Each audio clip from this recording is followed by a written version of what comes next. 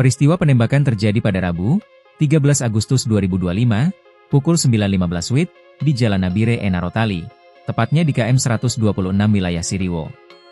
Dalam kejadian ini, kelompok separatis bersenjata yang diduga merupakan bagian dari organisasi Papua Merdeka, OPM, melakukan serangan terhadap anggota Brimob Batalion C Nabire yang tengah bertugas mengamankan proyek perbaikan jalan.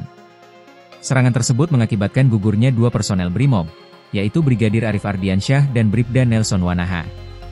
Komnas Tentara Pembebasan Nasional Papua Barat, TPNPB, melalui markas pusatnya melaporkan bahwa 2 anggota Brimob tewas dalam insiden di KM 128, wilayah Nabire, pada hari yang sama. Juru bicara TPNPB OPM, Sebdi Sambom, dalam pernyataan resminya menyebutkan bahwa kedua korban ditemukan dalam kondisi mengenaskan dengan luka sayatan di bagian kepala dan wajah.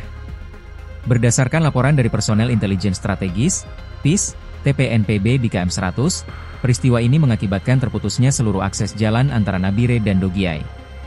Saat ini, aparat militer Indonesia dikabarkan telah menguasai area tersebut untuk mengejar para pelaku. Manajemen Komnas TPNPB juga menyerukan agar aparat keamanan tidak melakukan tindakan kekerasan ataupun balas dendam terhadap warga sipil di sekitar lokasi kejadian sebelum pelaku utama berhasil diidentifikasi. Kami telah menginstruksikan pasukan TPNPB di wilayah Nabire dan Dogiay untuk menyampaikan laporan resmi. Namun sampai sekarang belum ada respon, ungkap Sebdi.